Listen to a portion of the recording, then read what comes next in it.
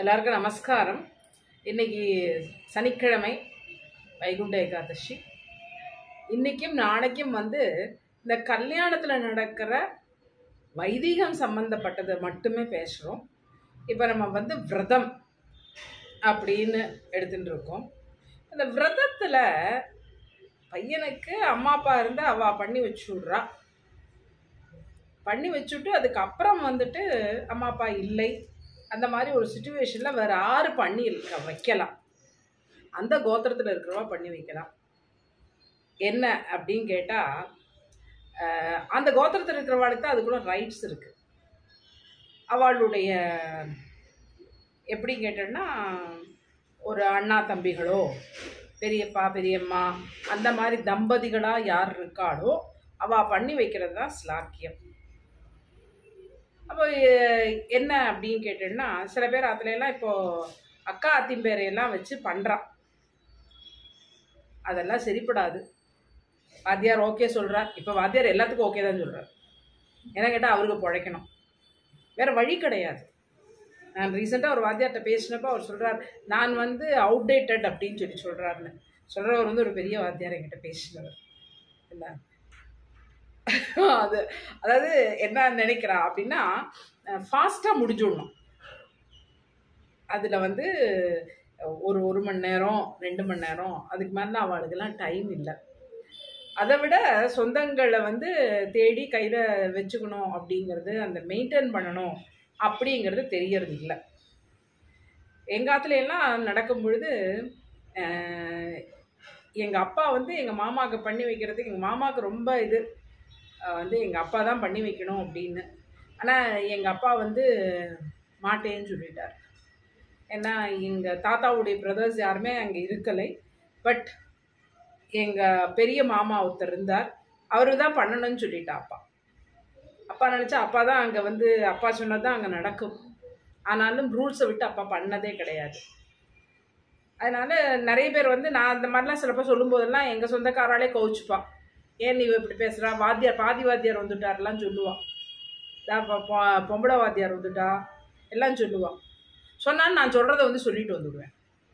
அப்போ இந்த விரதம் ஆறு பண்ணி வைக்கலாம் அப்படின்னா, அப்பா அம்மா இருந்தால் அப்பா அம்மா, அப்படி இல்லைன்னா அவருக்கு யாராவது, அப்பாவுக்கு முடியலை அப்படின்னா அவரோட அண்ணா, அவருக்கு அண்ணா இருக்காருன்னா அண்ணா, இல்லை அப்பாவுக்கு பிரதர்ஸ் இருக்கா அப்படின்னா பெரியப்பா சித்தப்பா அந்த மாதிரி இருக்கா, அவள் பண்ணி வைக்கலாம்.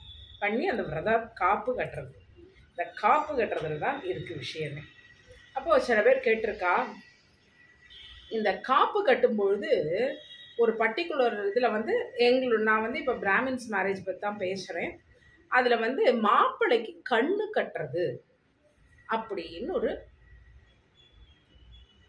இது இருக்குது, சம்பிரதாயம் இருக்குது. ஏன் கண்ணு கட்டணும் அப்படிங்கிறது பல பேருடைய கேள்வி. கண்ணு கட்டின அப்புறம் அவள் பார்க்கறது என்னெல்லாம் அப்படின்னு கேட்டேன்னா, பிராமணாவை பார்க்கறது, அதுக்கப்புறம் கையில் இருக்கிற மோதிரம், முதல்ல பார்க்கறது கண்ணாடி,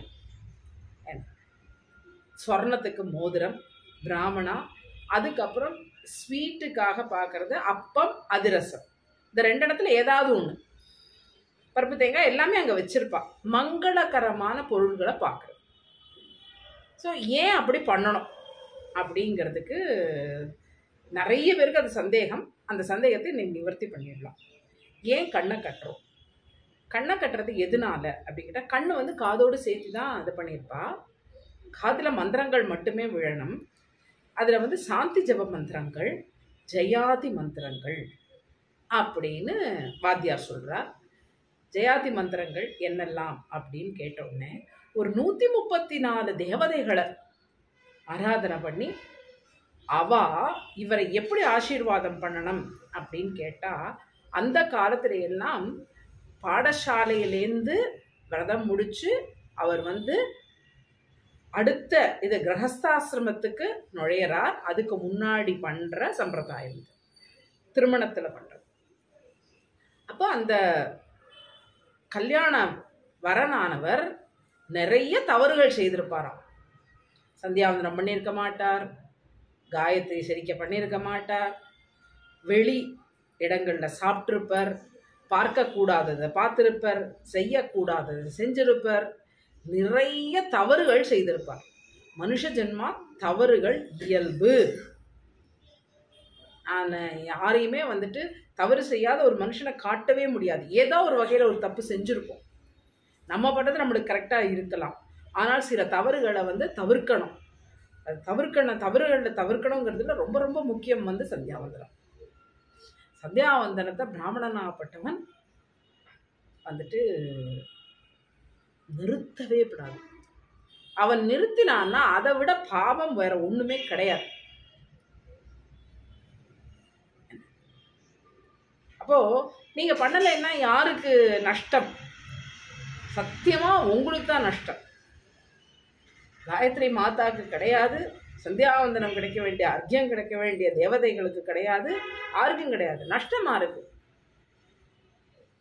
நஷ்டம் யாருக்கு அப்படின்னு கேட்டா, யாரு பூனலை போட்டுண்டுட்டு அதோடைய அனுஷ்டானங்களை பண்ணலையோ அவனுக்கு தான். அதனால சில நேரங்கள்ல நம்மளால தவிர்க்க முடியாது. ஒருத்தருக்கு உடம்பு சரியில்லாம போயிடுது, அவரால் பண்ண முடியல, ஒரு ஆக்சிடென்டே ஆயிடுதுன்னு வச்சுக்கோங்க, அப்போ அவரால் பண்ண முடியல. அந்த மாதிரி காரணங்கள் இந்த கல்யாணத்துக்கு முன்னாடி நடக்கிற காரணங்களை வந்து அதுலேருந்து அவருடைய பாவம் விமோசனம் கிடைச்சு அவருக்கு நல்லது நடக்கணும் அப்படின்னு ஆசீர்வாதம் பண்றதுக்கு 134 தேவதைகள் அங்கே இருப்பாளாமா. அந்த ஜெயாதி மந்திரங்கள் துரு. அதனால அந்த மந்திரங்களை கேட்கணும் அப்படிங்கிறதுக்காக அப்போ அந்த கண்ணு வந்துட்டு, நம்ம கண்ணு இருக்கு இல்லையா, அது வந்து அலைப்பாகிறது, ஒரே இடத்துல இருக்காது. மனசு அதை விட மோசம். ஒரு செகண்ட் அமெரிக்கா போயிட்டு வந்துடும், எங்க வேணா போயிட்டு வந்துடும். இப்போ கண்ணு, அந்த கண்ணு அலைப்பாயக்கூடாது, அது வந்து கண்ணை மூடி இந்த மந்திரங்களை மட்டுமே கேட்கணும் அப்படிங்கிறதுக்காக தான் கண்ணை கட்டுறான்.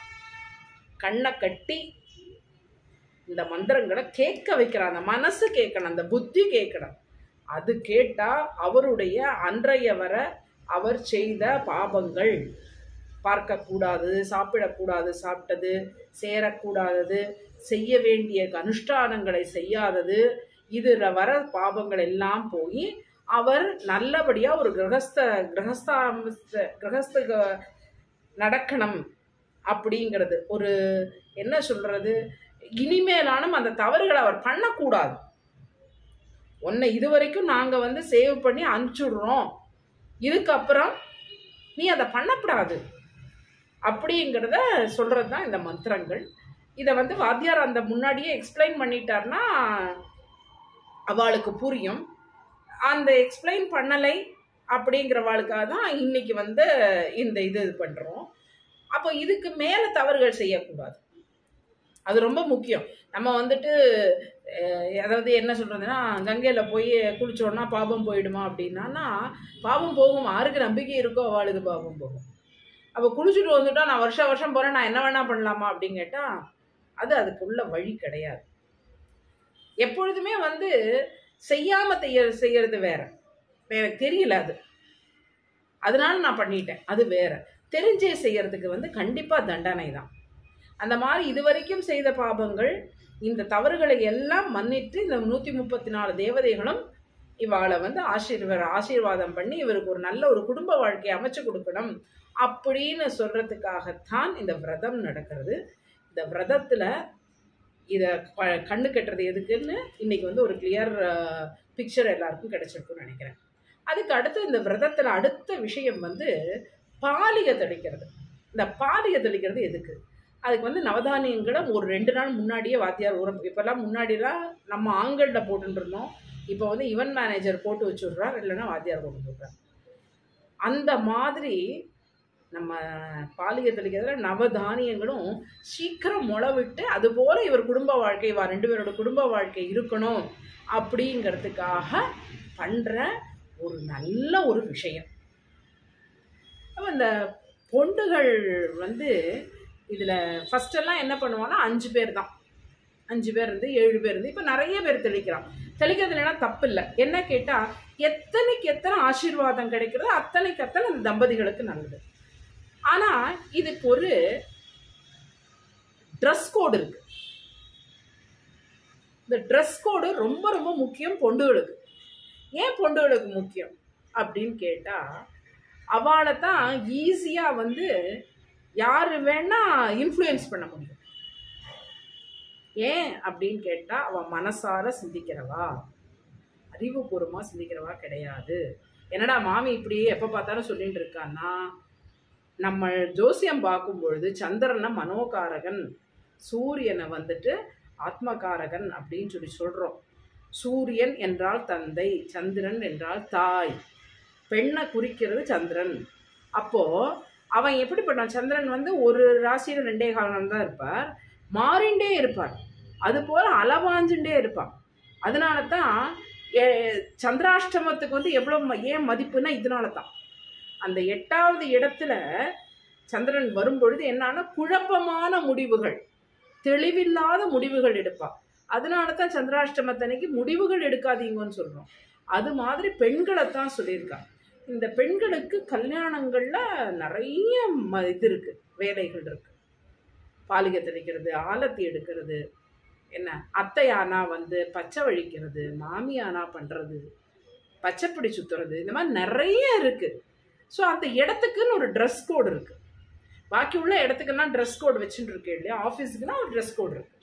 அதே மாதிரி கல்யாணத்துக்கு இருக்கிற ஃபஸ்ட்டு ட்ரெஸ் கோடுங்கிறது ஒரு ஹேர் ஸ்டைல். அதை தான் முதல்ல சொல்லணும். எல்லாம் தலைவிரி கோலம். ஏன் தெரியல, தலைவிரி கோலம் பண்ணவே கூடாது. தலை விரித்து போட்டுண்டு வாத்தியார் சொல்கிற இடம் வேற. நீங்கள் இங்கே என்னத்துக்கு வந்திருக்கேள்? கல்யாணத்துக்கு வந்திருக்கேள். அப்போது தலைமுடி கட்டிண்டு வரண்டாமா? நான் முன்னாடியே இதை பற்றி தனியாக ஒரு இது பேசியிருக்கேன். தலை ஏன் கட்டணும் அப்படிங்கிறது வந்துட்டு தலைமுடியை பற்றி பேசும்பொழுது இதில் கொஞ்சம் யோகாவும் வருது, தியானங்களும் வருது. நம்மளுடைய தலைமுடி நீங்கள் வந்து இந்த டாக்டர் சிம்பிள் பார்த்துருப்பேள். இந்த 2 பக்கம் வந்து இது பின்னல் மாதிரி வந்து இருக்கும். அது என்ன அப்படின்னு கேட்டால் இடை பிங்களை அப்படிங்கிற ஒரு நாடி. அதை வந்து சூஷ்ம நாடியோடு சேர்த்துற இடம் இந்த உச்சியிலேருந்து அது வருது. ஸ்பைனல் கார்டில் வந்து நம்மளுடைய இடுப்போடைய எண்டில் வந்து முடியறது. இதை எழுப்புறதா குண்டலினி சக்தின்னு சொல்கிறான். இந்த இடத்த நீங்கள் ஓப்பனாக வைக்கக்கூடாதுன்னே சொல்லியிருக்கான். ஏன் குடுமி கட்டணும், அப்படி குடுமி வச்சுக்கணுங்கிறதுக்கே இதுதான் ரீசன். அப்போது அவ்வளோ முக்கியமாக இருந்தனால தான் திரௌபதி தலைமுடியை விரித்து போட்டு ஒரு சபதம் போட்டால், சாணக்கியம் போட்டான். அவள் போட்டதுக்கெல்லாம் வந்துட்டு ஒரு அழிவுக்காக, இந்த என்ன அவமானப்படுத்தினதுக்காக அப்படிங்கிற ஒரு இது இருந்தது. ஆனால் நீங்கள் கல்யாணத்துக்கு வந்திருக்கு, எப்படி வரணும்? தலைவிரி கோலம் ஃபஸ்ட்டு, தலைவிரி கோலம். 2வது, எங்காத்துல ஒரு ஃபங்க்ஷன் நடக்கும்போது அது நேரம் வரைக்கும் அந்த குழந்தையோடைய மாமி வந்துட்டு சாரி கட்டிகிட்டு இருந்தான். அவள் ஊருக்கு கிளம்புறதுக்கு ஆயிடுத்து. என்ன கடைசியாக அவளுக்கு மாமாவுக்கு திருப்பி இது பண்ணணும். அது கூப்பிடுவோம் சுடிதார் போட்டுட்டு இருந்தா. வாத்தியார் கொடுக்க மாட்டேன்ட்டார், போய் புடவை கட்டணுவாங்கன்ட்டு. அந்த மாதிரி வாத்தியார் இருக்கணும். அந்த மாதிரி வாத்தியார் இருந்தால் தான் சரியாகும். அட்லீஸ்ட் அந்த அத்தை, மாமி, இந்த க்ளோஸ் ரிலேட்டிவ் அந்த இடத்துல உங்களை கூப்பிடுவா அப்படின்னு தெரிஞ்சாச்சுன்னா, நான்லாம் போனால் சொல்லிவிடுவேன். நான் கிளியராக சொல்லிவிடுவேன், யாரானாலும் சொல்லிவிடுவேன். மாமி அப்படின்னு எனக்கு தெரிஞ்சது என் சொந்தக்கார இடத்துல அவ்வளோ சீக்கிரம் தலைவிரிச்சு போட்டுன்னு வரமாட்டா. அப்படியே வந்தாலும் சுடிதாரு இதெல்லாம் வந்தாலுமே நான் சொல்லிவிடுவேன். தயவு செய்து சொன்னால் தப்பாக எடுத்துக்காதீங்க. இந்த ஃபங்க்ஷன் முடிஞ்சு ஆலத்தி எடுக்கிற வரைக்கும் புடவையில் இருக்கும். அதுக்கப்புறம் என்ன வேணால் ட்ரெஸ் பண்ணிக்குவோம். ஸோ சுடிதார் போட்டுன்னு வர்றது, மடிஷார் கட்டிக்கணுமா அப்படின்னு கேட்டால், அத்தையா மாமியா இருந்தால், அக்காவாளாக இருந்தான்னா கண்டிப்பாக கட்டிக்கிறது ரொம்ப விசேஷம், ரொம்ப விசேஷம். நம்ம கலாச்சாரத்தை எதுக்கு விட்டு கொடுக்கணும்? அது வந்து ரொம்ப விசேஷமாக இருக்கும். அட்லீஸ்ட் இல்லை எனக்கு கட்டிக்க தெரியாது, நான் அந்த மாதிரி உள்ள ட்ரெஸ் கொண்டு வரல அப்படின்னா, அட்லீஸ்ட் சாரியில் வாங்குவோம். தலைமுடி விரித்து போடாதீங்கோ, கண்ணுக்கு தெரியாத பொட்டு வச்சுக்காதீங்கோ. கண்ணுக்கே தெரியறதில்ல பொட்டு எங்கே வச்சுட்டு இருக்கான்னு இதில் தேடணும், ஒரு லென்ஸ் வச்சுக்கணும். அந்த மாதிரிலாம் பண்ணாதீங்க. அட்லீஸ்ட் இன்னொருத்தராத்து கல்யாணத்துக்கு வரோம், அந்த இடத்துல எல்லாமே மங்களமாக இருக்கணும். கேட்குற வார்த்தைகள் மங்களமாக இருக்கணும். அதுக்காக தான் நாதஸ்வரமே வச்சுருக்கா. அதனால் பாலிகை தடிக்கிறது வாத்தியார் சொல்லி கொடுத்துடுவார். அதனால் அதை பண்ணுறது, அதுக்கு வர்ற பொண்டுகள் இப்படி தான் இருக்கணும். ஸோ வாத்தியார் இதெல்லாம் முடிச்சுட்டு நம்ம காஷி யாத்திரைக்கு கிளம்புறோம். பொண்ணுக்கு வந்துட்டு காப்பு கட்டுறது, பையனோட விரதம் இதெல்லாம் முடிஞ்சுட்டு நம்மளுடைய காஷி யாத்திரை தொடங்குறது. காஷி யாத்திரை என்னத்துக்கு அப்படின்னு கேட்டால், அந்த காலத்தில் பையன் வந்து பாடசாலையிலேருந்து காஷிக்கு போய் ஹையர் ஸ்டடீஸை முடிக்கிறதுக்கு போகிறேன்னு சொல்லும் பொழுது, இல்லை நீங்கள் வந்து நான் என் பொண்ணை கொடுக்குறேன், நீங்கள் வந்து குடும்பஸ்தனாக போங்கோ, உங்களுக்குள்ளே கர்மாக்களை நீங்கள் பண்ணணும் அப்படின்னு சொல்லி பெண்ணை கொடுக்குறா. அதுதான் காஷி யாத்திரை. இந்த காஷி யாத்திரை போகும்பொழுது அதுக்காகத்தான் அவர் காசிக்கு போகிறவர். அந்த காலத்துலலாம் காசிக்கு போனோம் அப்படின்னு சொன்னோன்னா ரொம்ப வயசானவா போவா. இந்த காஷி யாத்திரைங்கிறது வேற ஒன்றும் அல்ல, அவர் அடுத்த அவருடைய பிரம்மச்சாரியிலேருந்து அவர் வந்து குடும்பஸ்தராகிறார். அதுக்காக இருக்கிறது அந்த காஷி யாத்திரை. அந்த காஷி யாத்திரையில் வந்துட்டு ஒரு தோர்த்து, அதுக்குள்ளே வந்துட்டு கொஞ்சம் வெத்தலை பாக்கு, தேங்காய் எல்லாம் வச்சுருப்பா. அது தவிர ஒரு புஸ்தகம், ஒரு வடி, ஒரு விசரி, ஒரு கொடை, இத்தனையோடு தான் போவார். அதுக்கு அந்த மாப்பிள்ளைக்கு பச்சை வழிப்பா, மாமியை கூப்பிடுவா இல்லை அத்தையை கூப்பிடுவா. 2 பேரில் யார் வேணாலும் பச்சை வழிக்கலாம். பச்சை வழிக்கும் போது கொஞ்சம் பெருசாக வழிக்கணும். என்ன காரணம்னா, அன்னைக்கு வந்து ஹீரோவும் ஹீரோயினும் ஆவாதான். அப்போ திருஷ்டிகள் நிறைய படும். என்ன, அழகாக இருந்தால் தானே திருஷ்டிப்படும்? கிடையவே கிடையாது. கல்யாணத்துக்கே ஒரு கலை இருக்குது. அதனால அந்த பச்சை வழிக்கிறத கொஞ்சம் ஜாஸ்தியாக வழிக்கணும். கண்ணுக்கு மையிடுவா அத்தை, மாமி. இவாளுக்கு தான், மாமிக்கு தான் அதுக்குள்ளது எல்லாமே.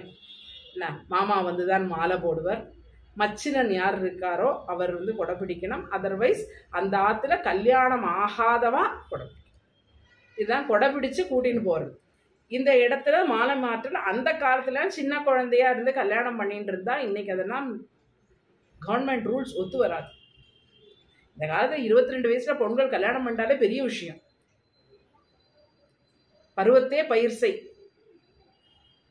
இன்னைக்கு வந்து ஓப்பன் இதில் சொல்லணும் அப்படின்னு சொன்னால், என்கிட்ட சில பேர்லாம் வரும்பொழுது இத்தனை வயசு ஆகிடுத்து, இது ஆகலை அப்படின்லாம் சொல்லும்பொழுது நான் அதான் சொல்லுவேன்.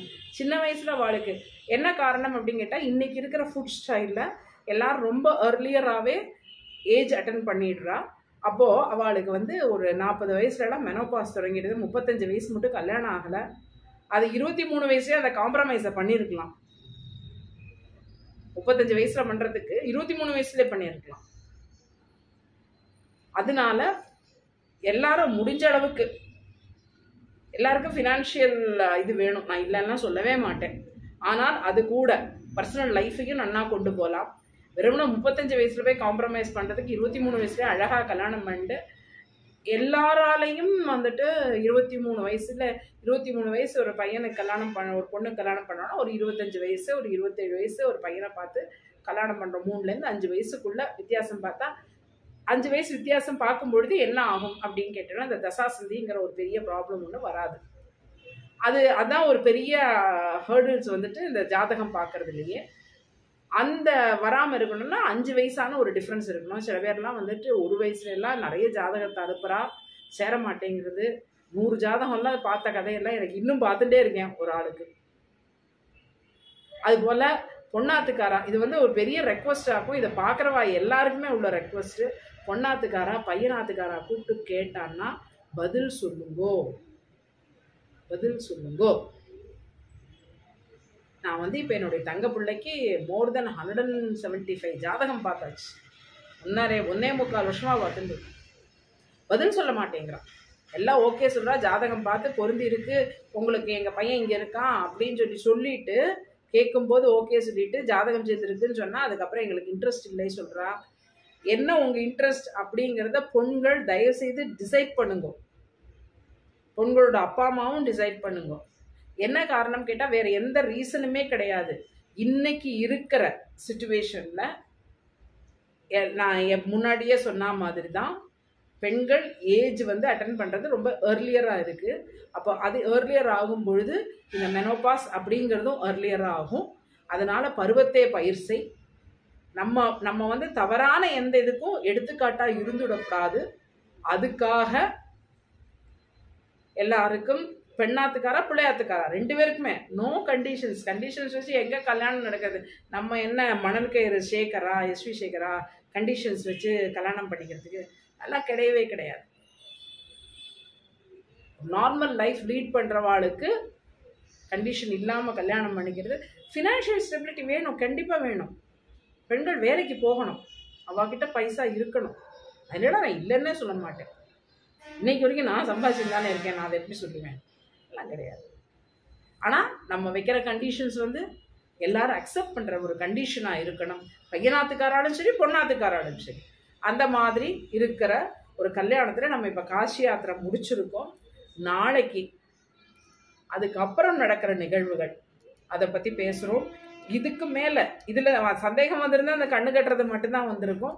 சப்தபதி பற்றி ரொம்ப விரிவாகவே பேசுவோம். கன்னியாதானத்தை பற்றியும் சப்தபதியை பற்றியும். இந்த சப்தபதி பண்ணுறது திருமங்கல தாரணத்துக்கு முன்னாடி ஏன் நுகத்தடி வைக்கிறோம் அது வரைக்குமே பேசிடுவோம். எத்தனை மேக்சிமம் எலாபரேட்டாக கொடுக்க முடியுமா? ஏன்னா இப்போ அவசர உத்தியோகம், வாத்தியாருக்கும் டைம் இல்லை, பண்ணிக்கிறவாளுக்கும் டைம் இல்லை.